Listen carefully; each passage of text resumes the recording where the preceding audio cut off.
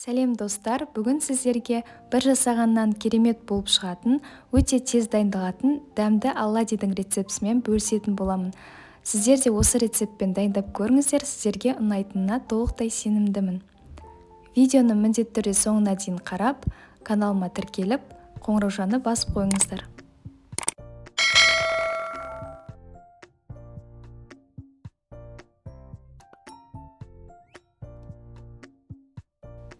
Бізге қажетті заттар: ұн, айран, жұмыртқа, қант және сода қажет болады.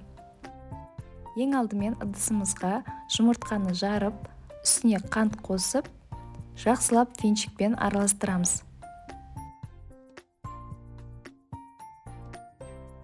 Одан соң үстіне айран қосып, тағы да араластырамыз. Ұнды екіге бөліп, електен өткізіп қосамыз.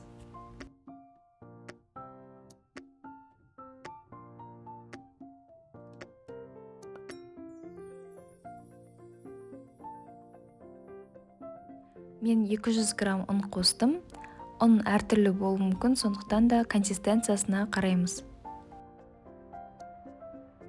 Консистенциясы осындай, сметанадан сәл қою болып шығуы қажет.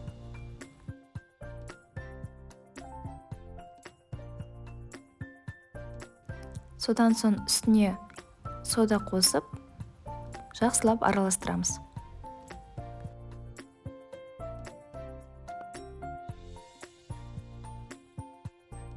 Табаға май құйып қыздырамыз және орташа отта қасықтың көмегімен осылай салып шығамыз.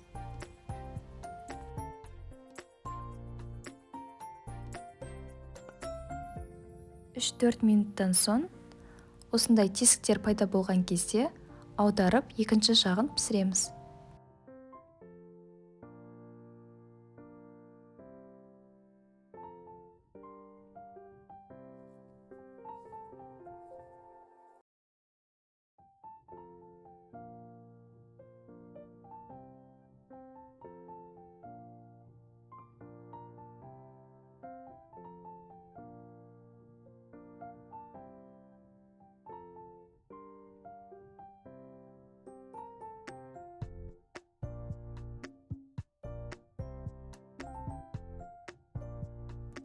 Біздің оладьи дайын. Әртүрлі қаймақпен, балмен, вареньемен берсеңіздер болады. Міндетті түрде дайындап көріңіздер, дәмі сіздерге ұнайтынына сенімдімін. Рецепт ұнаған болса, видеоға лайк басып, каналыма жазылуды ұмытпаңыздар.